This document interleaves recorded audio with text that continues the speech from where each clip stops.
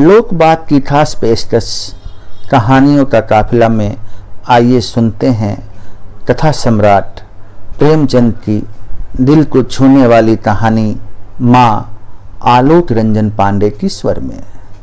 इस कहानी में एक ऐसी माँ का चित्रण किया गया है जो अपने बेटे प्रकाश को अपने पति आदित्य के जैसा बनाना चाहती है, पर बेटा देशभक्त न बनकर मजिस्ट्रेट बनने के लिए यूरोप चला जाता है और माँ अपने पति के सपनों को पूरा ना कर पाती है और अंत में अपने पति के तस्वीर के साथ अपनी जीवन लीला समाप्त कर लेती है।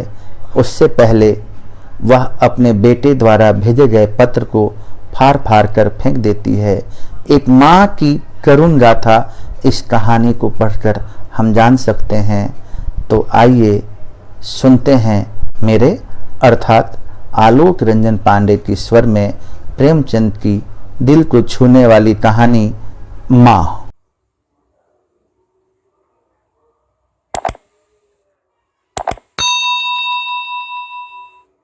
आज बंदी छूटकर घर आ रहा है। करुणा ने एक दिन पहले ही घर लीप पोत रखा था। इन 3 वर्षों में उसने कठिन तपस्या करके जो 10-5 रुपए जमा कर रखे थे वह सब पति के सत्कार और स्वागत की तैयारियों में खर्च कर दिए। पति के लिए धोतियों का जोड़ा लाई थी, नए कुर्ते बनवाए थे, बच्चे के लिए नए कोट और टोपी की आयोजन की थी। बार बार बच्चे को गले लगाती और प्रसन्न होती। अगर इस बच्चे ने सूर्य की भांति उदय होकर उसके अंधेरे जीवन को प्रदीप्त न कर दिया होता तो कदाचित ठोकरों ने उसके जीवन का अंत कर दिया होता। पति के कारावास दंड के 3 ही महीने बाद इस बालक का जन्म हुआ था। उसी का मुंह देख देख कर करुणा ने यह 3 साल काट दिए थे। वह सोचती, जब मैं बालक को उनके सामने ले जाऊंगी तो वह कितने प्रसन्न होंगे। उसे देखकर पहले तो चकित हो जाएंगे, फिर गोद में उठा लेंगे और कहेंगे, करुणा तुमने यह रत्न देकर मुझे निहाल कर दिया। कैद के सारे कष्ट बालक की तोतली बातों में भूल जाएंगे। उसकी एक सरल पवित्र मोहक दृष्टि हृदय की सारी व्यथाओं को धो डालेगी। इस कल्पना का आनंद लेकर वह फूली न समाती थी। वह सोच रही थी, आदित्य के साथ बहुत से आदमी होंगे। जिस समय वह द्वार पर पहुंचेंगे, जय जय शंकर की ध्वनि से आकाश गूंज उठेगा। वह कितना स्वर्गीय दृश्य होगा। उन आदमियों के बैठने के लिए करुणा ने एक फटा सा टाट बिछा दिया था, कुछ पान बना लिए थे और बार बार आशा में नेत्रों से द्वार की ओर ताकती थी। पति की वह सुदृढ़ उदार तेजपूर्ण मुद्रा बार बार आंखों में फिर जाती थी। उनकी ये बातें बार बार याद आती थी जो चलते समय उनके मुख से निकली थी।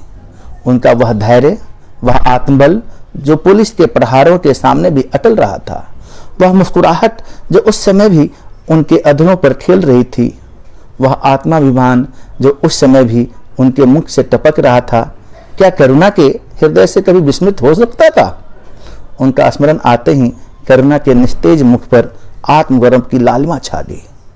यही वह आलंबन था जिसने इन 3 वर्षों की घोर यातनाओं में भी उसके हृदय को आश्वासन दिया था। कितनी ही रातें फांकों से गुजारी, बहुधा घर में दीपक जलने की नौबत भी न आती थी, पर दीनता के आंसू कभी उसकी आंखों से न गिरे। आज उन सारी विपत्तियों का अंत हो जाएगा। पति के प्रगाढ़ आलिंगन से वह सब कुछ हंसकर झेल लेगी। वह अनंत निधि पाकर फिर उसे कोई अभिलाषा न रहेगी। गगन पथ की चिरगामी पथिक लपका हुआ विश्राम की ओर चला जाता था, जहां संध्या के सुनहरी फर्श सजाया था और उज्जवल पुष्पों की सेज बिछे रखी थी। उसी समय करुणा को एक आदमी लाठी टेकता आता दिखाई दिया, मानो किसी जीर्ण मनुष्य की वेदना ध्वनि हो। पग पग पर रुककर खांसने लगता था। उसका सिर झुका हुआ था। करुणा उसका चेहरा न देख सकती थी, लेकिन चाल ढाल से कोई बूढ़ा आदमी मालूम होता था।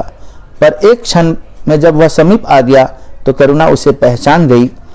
वह उसका प्यारा पति ही था, किंतु शोक उसकी सूरत कितनी बदल गई थी।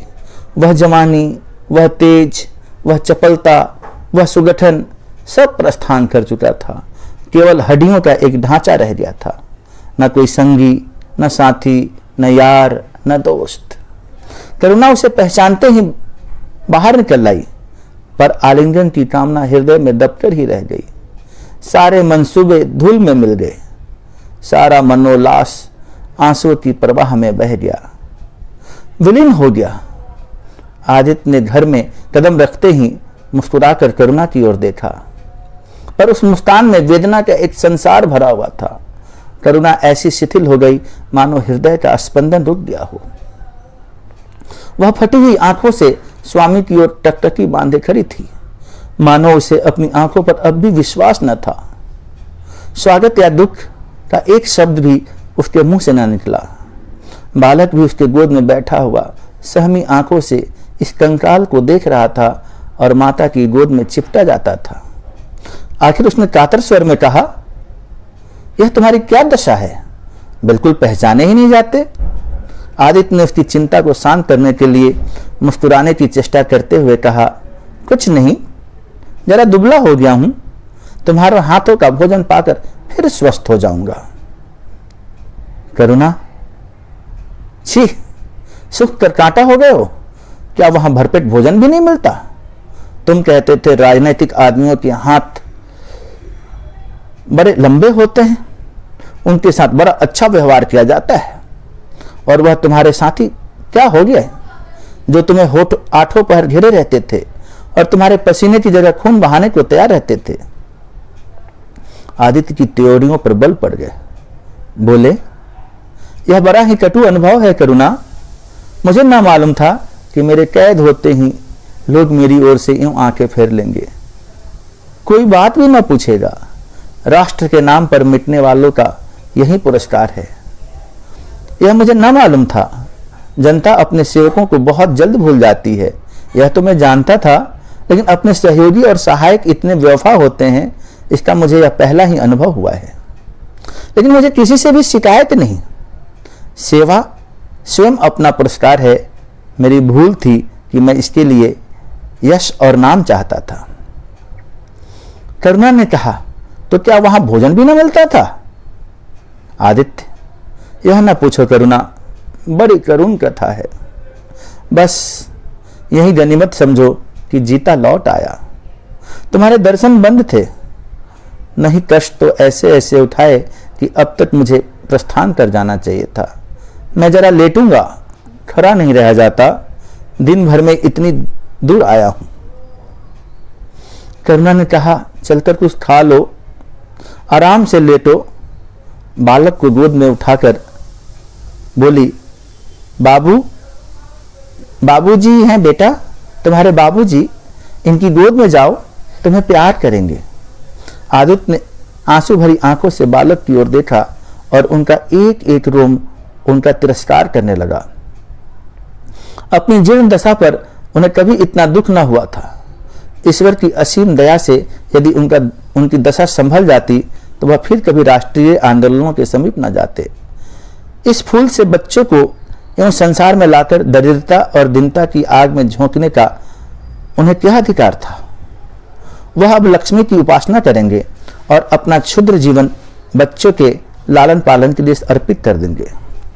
उन्हें उस समय ऐसा ज्ञात हुआ कि बालक ने उन्हें उपेक्षा की दृष्टि से देख रहा है, मानो कह रहा है, मेरे साथ आपने अपना कौन सा कर्तव्य का पालन किया है। उनकी सारी कामना, सारा प्यार बालक को हृदय से लगा लेने के लिए अधीर उठा, पर हाथ न फैला सके, हाथों में शक्ति ही न थी।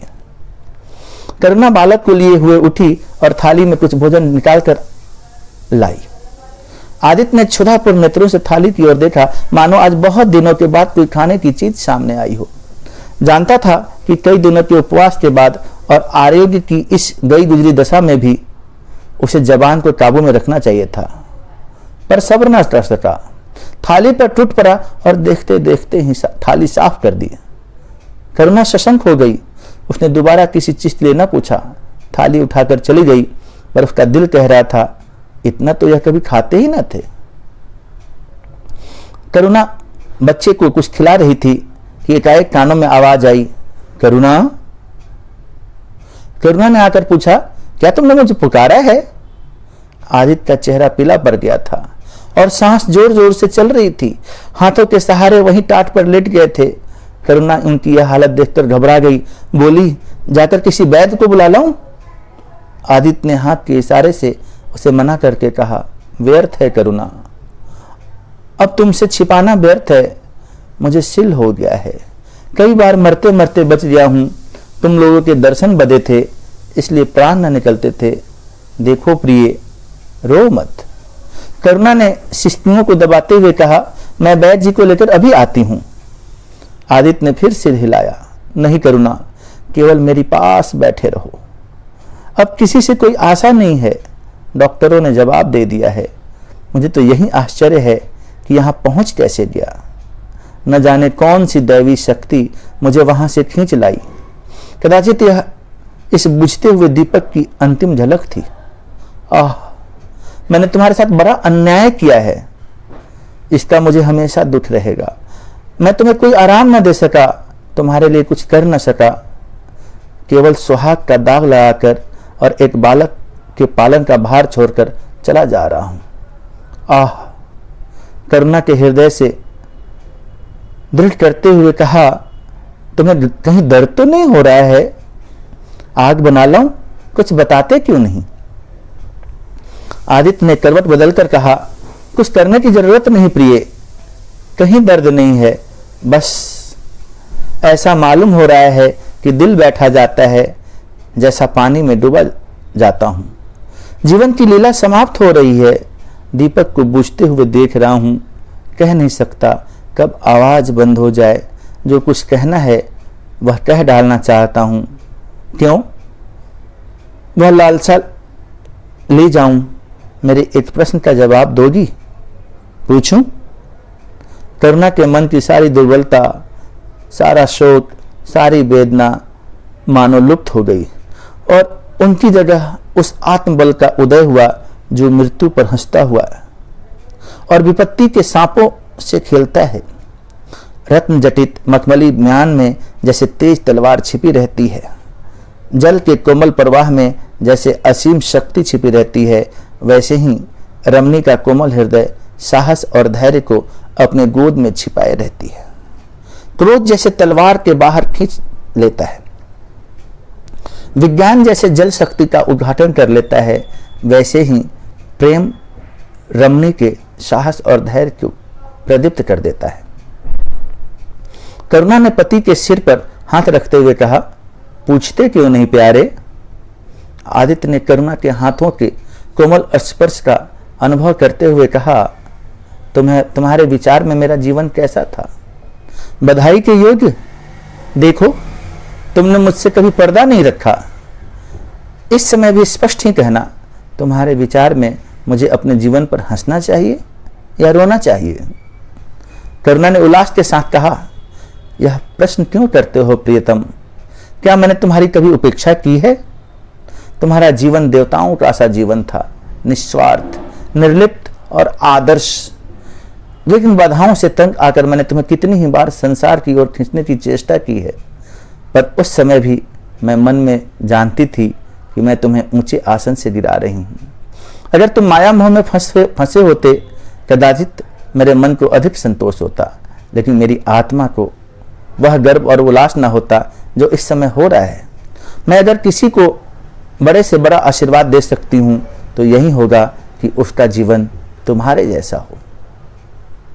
यह कहते कहते करुणा का आवाहीन मुखमंडल ज्योतिर्मय हो उठा, मानो उसकी आत्मा दिव्य हो गई हो।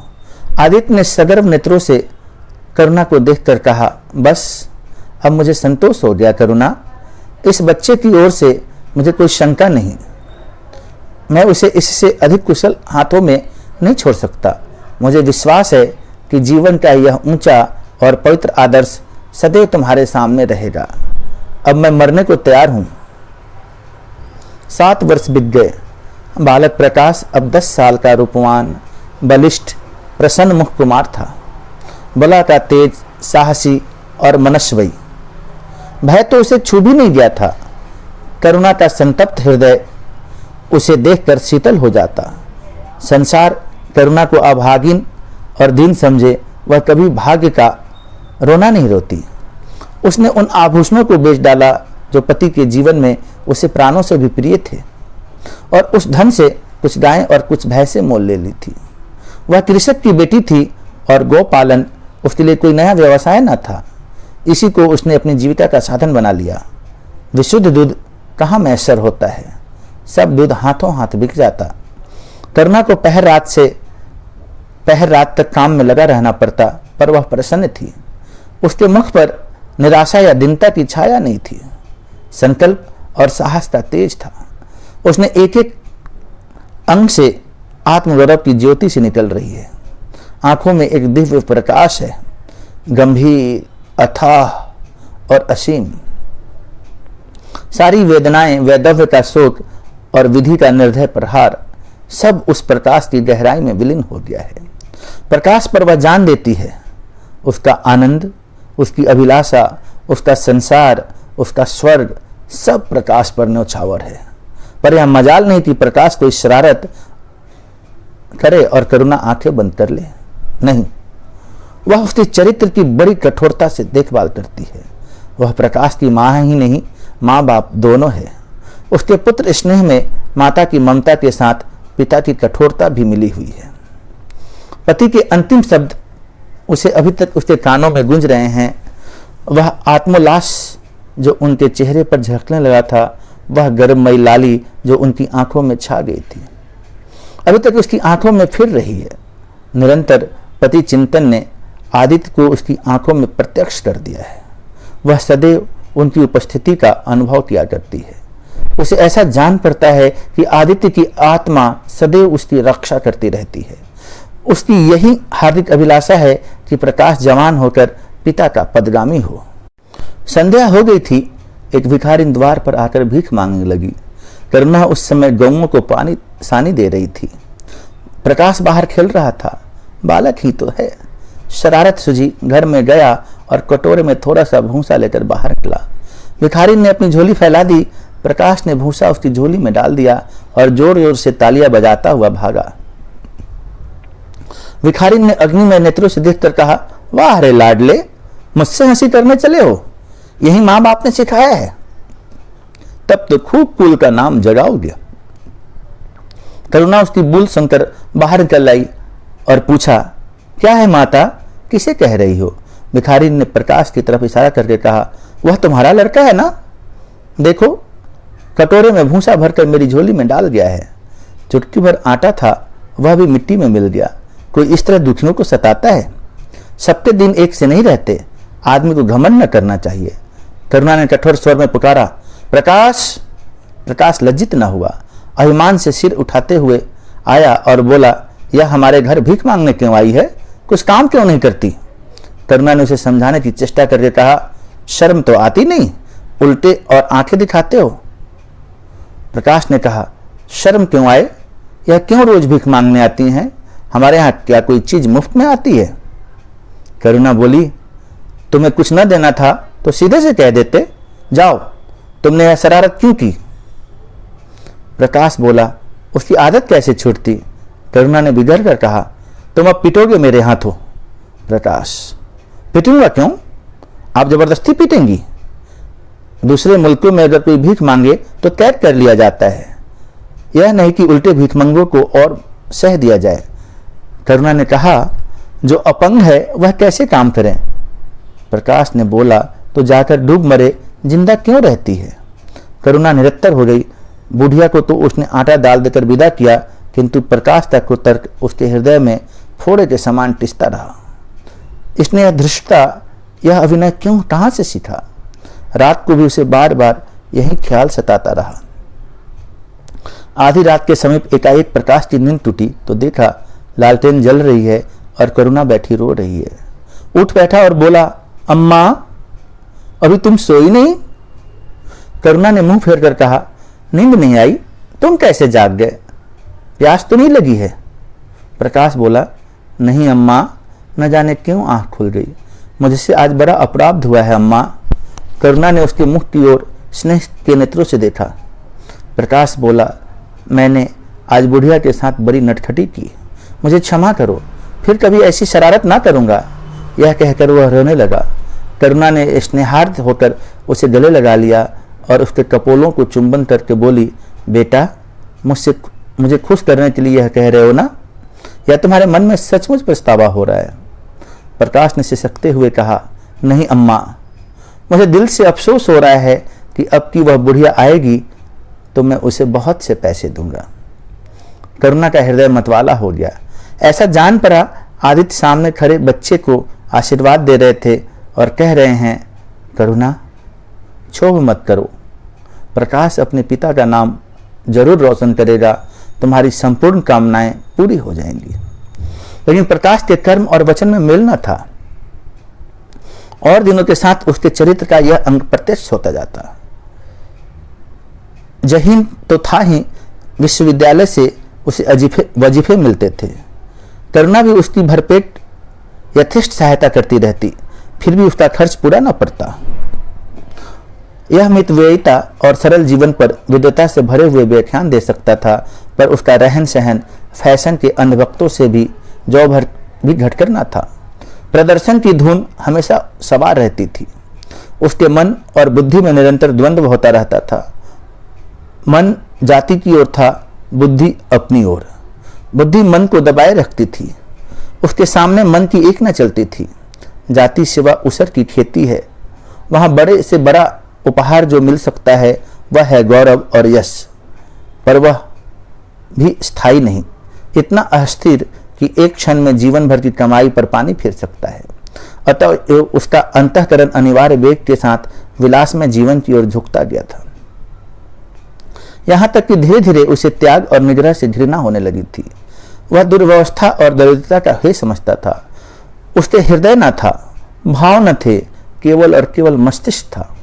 मस्तिष्क में दर्द कहाँ, दया कहाँ, वहीं तो तर्क है, हौसला है, मंसूबे है। सिंध में बाढ़ आई, हजारों आदमी तबाह हो गए। विद्यालय ने वहां का एक सेवा समिति भेजी। प्रकाश के मन में द्वंद्व होने लगा, जाऊं या न जाऊं। इतने दिनों अगर वह परीक्षा की तैयारी करे तो प्रथम श्रेणी में पास हो जाए। चलते समय उसने बीमारी का बहाना कर दिया। करुणा ने लिखा, तुम सिंध न गए, इसका मुझे खेद है। तुम बीमार रहते हुए भी वहां जा सकते थे। समिति में चिकित्सक भी तो थे। प्रकाश ने पत्र का उत्तर न दिया। उड़ीसा में अकाल पड़ा, प्रजा मक्खियों की तरह मरने लगे। कांग्रेस ने पीड़ितों के लिए मिशन तैयार किया। उन्हीं दिनों विद्यालय के इतिहास के छात्रों को ऐतिहासिक खोज के लिए लंका भेजने का निश्चय किया गया। करुणा ने प्रकाश को लिखा, तुम उड़ीसा जाओ, किंतु प्रकाश लंका जाने को लालायित था। वह कई दिन इसी दुविधा में रहा। अंत को सिलोन ने उड़ीसा पर विजय पाई। करुणा ने अब की उसे कुछ न लिखा, चुपचाप रोती रही। सिलोन से लौटकर प्रकाश छुट्टियों में घर आया। करुणा उससे खींची खींची रही। प्रकाश मन में लज्जित हुआ और संकल्प किया कि अब की कोई अवसर आया तो अम्मा को अवश्य प्रसन्न करूंगा। यह निश्चय करके वह विद्यालय लौटा, लेकिन यहाँ आते ही फिर परीक्षा की फिक्र सवार हो गई। यहाँ तक कि परीक्षा के दिन आ गए, मगर इम्तिहान से फुर्सत पाकर भी प्रकाश घर न आया। विद्यालय के एक अध्यापक कश्मीर सैर करने जा रहे थे। प्रकाश उन्हीं के साथ कश्मीर चला खड़ा हुआ। जब परीक्षा फल निकले और प्रकाश प्रथम आया तो उसे घर की याद आई। उसने तुरंत करुणा को पत्र लिखा और अपने आने की सूचना दी।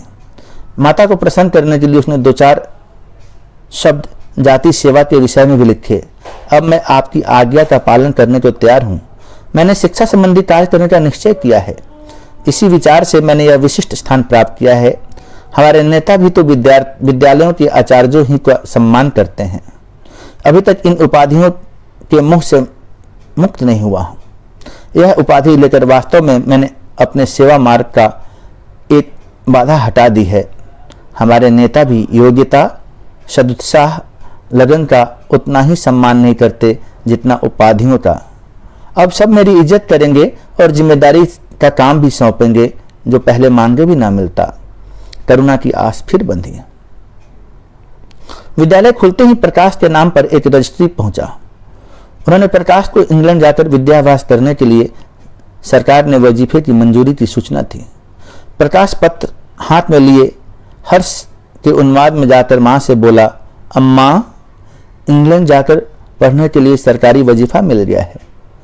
करुणा ने उदासीन भाव से पूछा, तो तुम्हारा क्या इरादा है? प्रकाश बोला, मेरा इरादा? ऐसा अवसर पाकर भला कौन छोड़ता है? करुणा बोली, तुम तो स्वयंसेवकों में भर्ती होने जा रहे थे। प्रकाश बोला, तो क्या आप नहीं समझती हैं, स्वयंसेवक बन जाना ही जाति सेवा है। मैं इंग्लैंड से आकर भी तो सेवा कार्य कर सकता हूं, और अम्मा से सच पूछो तो एक मजिस्ट्रेट अपने देश का जितना उपकार कर सकता है उतना 1000 स्वयंसेवक मिलकर भी नहीं कर सकते। मैं तो सिविल सर्विस की परीक्षा में बैठूंगा और मुझे विश्वास है कि मैं सफल हो जाऊंगा। करुणा ने चकित होकर पूछा, तो क्या तुम मजिस्ट्रेट हो जाओगे?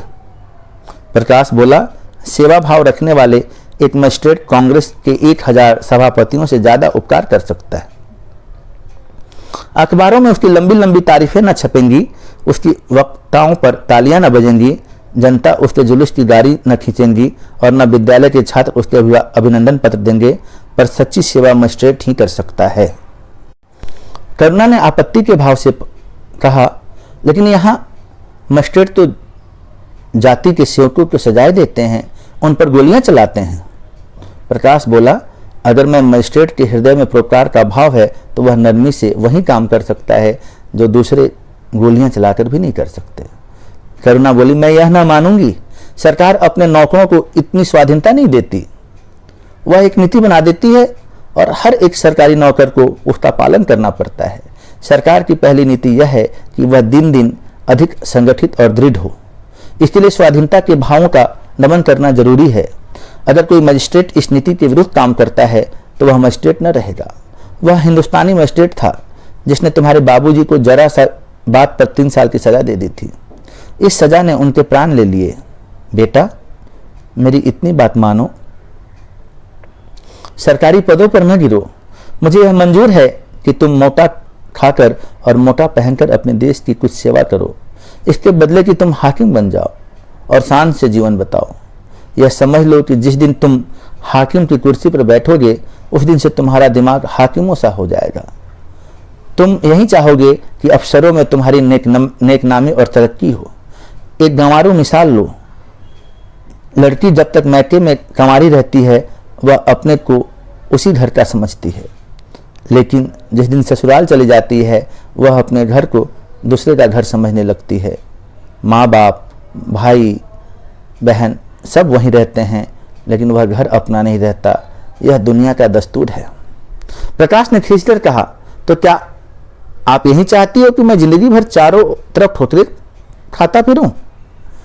करुणा कठोर नेत्रों से देखकर बोली, अगर ठोकर खाकर आत्मा स्वाधीन रह जा सकती है तो मैं कहूंगी ठोकर खाना अच्छा है। प्रकाश ने निश्चयात्मक भाव से पूछा, तो आपकी यही इच्छा है? करुणा ने उसी स्वर में उत्तर दिया, हाँ, मेरी यही इच्छा है। प्रकाश ने कुछ जवाब न दिया, उठकर बाहर चला गया और तुरंत रजिस्ट्रार को इनकारी पत्र लिख भेजा। मगर उसी क्षण से मानो उसके सिर पर विपत्ति ने आसन जमा लिया। विरक्ति और विमन अपने कमरे में पड़ा रहता था, न कहीं घूमने जाता, न किसी से मिलता, मुंह लटकाए भीतर आता, 2-4 कौर खाता और फिर बाहर चला जाता। यहाँ तक कि 1 महीना गुजर गया, न चेहरे पर वह लाली रही, न वह बोझ। आंखें अनाथों की मुख सी भांति यातना से भरी हुई थी। होठ हंसना भूल गए थे, मानो उस इनकारी पत्र के साथ उसकी सारी सजीवता, सारी चपलता, सारी सरसता विदा हो गई थी। करुणा उसके मनोभाव को समझती थी, पर उसके शोक को भुलाने की चेष्टा करती थी, पर रूठे देवता प्रसन्न न होते थे। आखिर एक दिन उसने प्रकाश से कहा, बेटा, अगर तुमने विलायत जाने की ठान ली है तो चले जाओ, मैं मना न करूंगी। मुझे खेद है कि मैंने तुम्हें रोका। अगर मैं जानती कि तुम इतना आघात पहुंचेगा इससे तो कभी ना रोकती। मैंने तो केवल एक विचार से रोका था कि तुम्हें जाति सेवा में मन मग्न देखकर तुम्हारे बाबूजी की आत्मा प्रसन्न होगी। उन्होंने चलते समय यह वसीयत की थी। प्रकाश ने रुखाई से जवाब दिया, अब क्या करूंगा? अब कहाँ जाऊंगा? इनकारी खत लिख चुका हूं। मेरे लिए कोई अब तक बैठा थोड़ी ही होगा। कोई दूसरा लड़का चुन लिया गया होगा, और फिर करना ही क्या है? जब आपकी मर्जी है कि गांव गांव की खाक छानता फिरूं तो वही सही। करुणा का गर्भ चूर चूर हो गया। इस अनुमति से उसने बाधा का काम लेना चाहा था, पर सफल न हुई। बोली, अभी न चुन लिया गया होगा, लिख दो, मैं जाने को तैयार हूं। प्रकाश ने झुंझला कर कहा, अब कुछ नहीं हो सकता, लोग हंसी उड़ाएंगे। मैंने तय कर लिया है कि जीवन को आपकी इच्छा के अनुकूल बनाऊंगा। करुणा बोली, तुमने अगर शुद्ध मन से यह इरादा किया होता तो यूं न रहते। तुम मुझसे सत्याग्रह कर रहे हो। अगर मन को दबाकर, मुझे अपनी राह का कांटा समझकर तुमने मेरी इच्छा पूरी भी की तो क्या हुआ? मैं तो जब जानती कि तुम्हारे मन में आप ही आप सेवा की भावना उत्पन्न होती। तुम आज ही रजिस्ट्रार साहब को पत्र लिख दो। प्रकाश बोला, अब नहीं लिख सकता, तो इसी सोच में तने बैठे रहोगे? लाचारी है। करुणा ने कुछ और न कहा। जरा देर में प्रकाश ने देखा कि वह कहीं जा रही है, मतलब वह कुछ बोला नहीं। करुणा के लिए बाहर आना जाना कोई असाधारण बात न थी, लेकिन जब संध्या हो गई और करुणा न आई तो प्रकाश को चिंता होने लगी। अम्मा कहाँ गई? यह प्रश्न बार बार उसके मन में उठने लगे। प्रकाश सारी रात द्वार पर बैठा रहा। भांति भांति की शंकाएं मन में उठने लगी। उसे अब याद आया, चलते समय करुणा कितनी उदास थी, उसकी आंखें कितनी लाल थी। यह बातें प्रकाश को उस समय क्यों न नजर आई? वह क्या स्वार्थ में अंधा हो गया था? हाँ, अब प्रकाश को याद आया, माता ने साफ सुथरे कपड़े पहने थे, उसके हाथ में छतरी भी थी। तो क्या वह कहीं बहुत दूर गई है? किससे पूछे? अनिष्ट के भय से प्रकाश रोने लगा। सावन की अंधेरी भयानक रात थी। आकाश में श्याम मेघमालाएं भीषण स्वप्न की भांति छाई हुई थी। प्रकाश रह रहकर आकाश की ओर देखता, मानो करुणा उन्हीं मेघमालाओं में छिपी बैठी है। उसने निश्चय किया, सवेरा होते ही मां को खोजने चलूंगा। और अगर किसी ने द्वार खटखटाया, प्रकाश ने दौड़कर खोला तो देखा करुणा खड़ी है।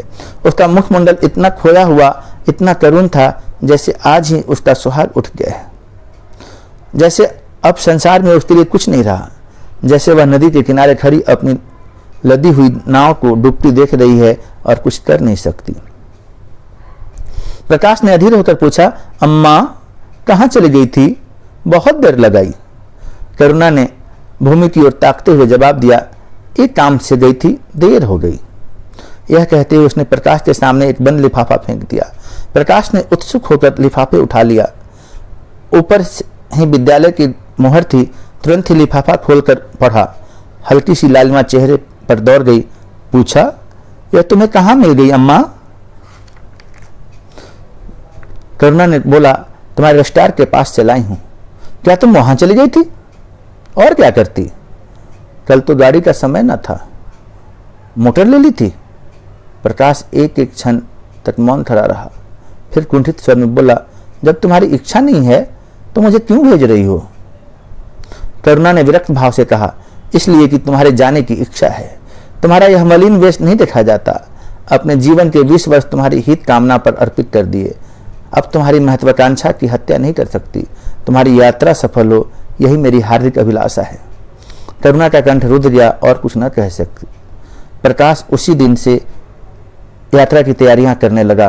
करुणा के पास जो कुछ था वह सब कुछ खर्च हो गया। कुछ ऋण भी लेना पड़ा। नए सूट बने, सूटकेस लिए गए। प्रकाश अपनी धुन में मस्त था। कभी किसी चीज की फरमाइश कर लेकर आता, कभी किसी चीज की। करुणा इस एक सप्ताह में कितनी दुर्बल हो गई है।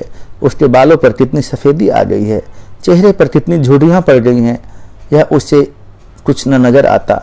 उसकी आंखों में इंग्लैंड के दृश्य समाये हुए थे। महत्वाकांक्षा आंखों पर पर्दा डाल देती है। प्रस्थान का दिन आया। आज कई दिन के बाद धूप निकली थी।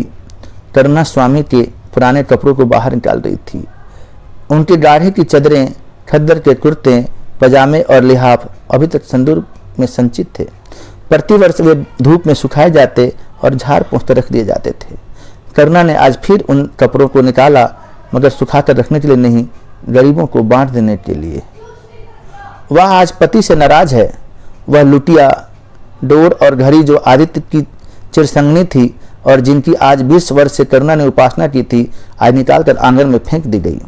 वह झोली जो बरसों आदित्य के कंधों पर आरूढ़ रह चुकी थी, आज कूड़े में डाल दी गई। वह चित्र जिसके सामने आज 20 वर्ष से करुणा सिर झुकाती थी, आज बड़ी निर्दयता से भूमि पर डाल दिया गया। पति का कोई स्मृति चिन्ह अब वह अपने घर में रखना नहीं चाहती थी। उसका अंतःकरण शोक और निराशा से विदीर्ण हो गया है और पति के सिवा वह किस पर क्रोध उतारे? कौन उसका अपना है? वह किससे अपनी व्यथा कहे, किससे अपनी छाती चीर कर दिखाए? वह होते तो क्या आज प्रकाश दास्ता की जंजीरें गले में डालकर फुला ना समाता? उसे कौन समझाए कि आदित्य भी इस अवसर पर पछताने के सिवा और कुछ ना कर सकते थे। प्रकाश के मित्रों ने आज उसे विदाई का भोज दिया था। वहां से वह संध्या समय कई मित्रों के साथ मोटर पर लौटा। सफर का सामान मोटर पर रख दिया गया। तब वह अंदर जाकर मां से बोला, अम्मा जाता हूं, बंबई पहुंचकर पत्र लिखूंगा, तुम्हें मेरी कसम, रोना मत और मेरी खतों का जवाब बराबर देना। जैसे किसी लाश को बाहर निकलते समय संबंधियों का धैर्य छूट जाता है, रुके हुए आंसू निकल पड़ते हैं और शोक की तरंगें उठने लगती हैं, वहीं दशा करुणा की हुई। कलेजे में एक हाहाकार हुआ जिसने उसकी दुर्बल आत्मा को एक एक अणु की कंपा दिया। मालूम हुआ पांव पानी में फिसल गया है और मैं लहरों में बही जा रहा हूं। उसके मुख से शोक था या आशीर्वाद का एक शब्द भी न निकला। प्रकाश ने उसके चरण छुए, अश्रु जल से माता के चरणों को पखारा, फिर बाहर चला गया। करुणा पाषाण मूर्ति की भांति खड़ी थी। सहसा ग्वाले ने आकर कहा, बहू जी भैया चले गए, बहुत रोते थे। तब करुणा की समाधि टूटी। देखा सामने कोई नहीं है। घर में मृत्यु का सा सन्नाटा छाया हुआ है और मानो हृदय की गति बंद हो गई है। सहसा करुणा की दृष्टि ऊपर उठ गई। उसने देखा कि आदित्य अपनी गोद में प्रकाश की निर्जीव देह लिए खड़े रो रहे हैं। करुणा पछाड़ खाकर गिर पड़ी। करुणा जीवित थी, पर संसार से उसका कोई नाता न था। उसका छोटा सा संसार जिसे उसने अपनी कल्पनाओं के हृदय में रचा था, स्वप्न की भांति अनंत में विलीन हो गया था। जिस प्रकाश को सामने देखकर वह जीवन की अंधेरी रात में भी हृदय में आशाओं की संपत्ति लिए जी रही थी, वह बुझ गया और संपत्ति लूट गई। अब न कोई आश्रय था और न उसकी जरूरत। जिन गौओं को वह दोनों वक्त अपने हाथों से दाना चारा देती और सहलाती थी, अब खूंटे पर बंधे निराश नेत्रों से द्वार की ओर ताकती रहती थी। बछड़ों को गले लगाकर चुपकारने वाला अब कोई न था। किसके लिए दूध दुहे, मस्ता निकाले, खाने वाला कौन था? करुणा ने अपने छोटे से संसार को अपने ही अंदर समेट लिया था। किंतु एक ही सप्ताह में करुणा ने जीवन का फिर रंग बदला। उसका छोटा सा संसार फैलते फैलते विश्वव्यापी हो गया। जिस लंगर ने नौका को तट से एक केंद्र पर बांध रखा था, वह उखड़ गया। अब नौका सागर के अशेष विस्तार में भ्रमण कर रहेगी, चाहे वह उद्दाम तरंगों के वक्ष में ही क्यों न विलीन हो जाए। करुणा द्वार पर जा बैठती और मोहल्ले भर के लड़कों से जमा करके दूध पिलाती। दोपहर तक मक्खन खिलाती और वह मक्खन मोहल्ले के लड़के खाते। फिर भांति भांति के पकवान बनाती और कुत्तों को खिलाती। अब यही उसका नित्य का नियम हो गया। चिड़ियाँ, कुत्ते, बेलियाँ, चींटे चींटियाँ सब अपने हो गए। प्रेम का वह द्वार अब किसी के लिए बंद न था। उस अंगुल भर जगह में जो प्रकाश लिए भी काफी न थी, अब समस्त संसार समा गया। एक दिन प्रकाश का पत्र आया। करुणा ने उसे ऊपर उठाकर फेंक दिया। फिर थोड़ी देर के बाद उसे उठाकर फाड़ डाला और चिड़ियों को दाना चुगाने लगी। मगर जब निशा योगिनी ने अपनी धुनी जलाई और वेदनाएं उससे वरदान मांगने के लिए विकल होकर चली, तो करुणा की मनोवेदना विसर्जक को उठी। प्रकाश का पत्र पढ़ने के लिए उसका मन व्याकुल हो उठा। उसने सोचा, प्रकाश मेरा कौन है? मेरा उससे क्या प्रयोजन है? हाँ, प्रकाश मेरा कौन है? हृदय ने उत्तर दिया, प्रकाश तेरा सर्वस्व है। वह तेरे उस अमर प्रेम की निशानी है जिसने तू सदैव के लिए वंचित हो गई। वह तेरे प्राणों का प्राण है, जीवन दीपक का प्रकाश है, तेरे संचित कामनाओं का माधुर्य है, तेरे अश्रु जल में विहार करने वाला हास है। करुणा उस पत्र के टुकड़ों को जमा करने लगी, मानो उसके प्राण बिखर गए हों। एक एक टुकड़ा उसे अपने खोए हुए प्रेम का एक एक पद चिन्ह सा मालूम होता था। जब सारे पुर्जे जमा हो गए तो करुणा दीपक के सामने बैठकर उन्हें जोड़ने लगी, जैसे कोई वियोगी हृदय प्रेम के टूटे हुए तारों को जोड़ रहा हो। हाय रे ममता! वह अभागिनी सारी रात उन पुर्जों को जोड़ने में लगी रही। पत्र दोनों ओर लिखा हुआ था, इसलिए पुर्जों को ठीक स्थान पर रखना और भी कठिन था। कोई शब्द, कोई वाक्य बीच में गायब हो जाता। उस एक टुकड़े को वह फिर फोड़ने लगती। सारी रात बीत गई पर पत्र अभी अपूर्ण था। दिन चढ़ाया। मोहल्ले के लौंडे मक्खन और दूध की चाट में एकत्र हो गए। कुत्ते और बिल्लियों का आगमन हुआ। चिड़ियां आ आकर आंगन में फुदकने लगी। कोई ओखली पर बैठी, कोई तुलसी के चौपारे पर। करुणा को सिर उठाने की फुर्सत नहीं। दोपहर हुआ, करुणा ने सिर न उठाया। न भूख थी न प्यास थी। फिर संध्या हो गई पर वह पत्र अभी तक अधूरा था। पत्र का आशय समझ में आ रहा था। प्रकाश का जहाज कहीं से कहीं जा रहा है। उसके हृदय में कुछ उठा हुआ है। क्या उठा हुआ है? पर करुणा न सोच सकी। प्यास से तड़पते हुए आदमी की प्यास क्या ओस से बुझ सकती है? करुणा पुत्र की लेखनी से निकले हुए एक एक शब्द को पढ़ना और उसे अपने हृदय पर अंकित कर लेना चाहती थी। इस भांति 3 दिन गुजर गए। संध्या हो गई थी। 3 दिन की जगी आंखें जरा झपक गई। करुणा ने देखा एक लंबा चौड़ा कमरा है। उसमें मेजें और कुर्सियां लगी हुई हैं। बीच में एक ऊंचे मंच पर कोई आदमी बैठा हुआ है। करुणा ने ध्यान से देखा, वह प्रकाश था। एक क्षण में एक कैदी उसके सामने लाया गया। उसके हाथ पांव में जंजीर थी, कमर झुकी हुई थी। वह आदित्य थे। करुणा की आंखें खुल गई, आंसू बहने लगे। पत्र के टुकड़ों को फिर समेट लिया और उसे जलाकर राख कर डाला। राख की एक चुटकी के सिवा वहां कुछ न रहा। यही उस ममता की चिंता थी जो उसके हृदय को विदीर्ण किए डालती थी। इसी एक चुटकी राख में उसका गुड़ियों वाला बचपन, उनका संतप्त यौवन और उसका तृष्णामय वैदव्य सब समा गया। प्रातःकाल लोगों ने देखा तो पक्षी पिंजरे से उड़ चुका था। आदित्य का चित्र अभी उसके शीर्ण हृदय से चिपका हुआ था। वह भग्न हृदय पति की स्नेह स्मृति में विश्राम कर रहा था और प्रकाश का जहाज यूरोप चला जा रहा था। कैसी लगी आपको यह प्रेमचंद की लंबी कहानी?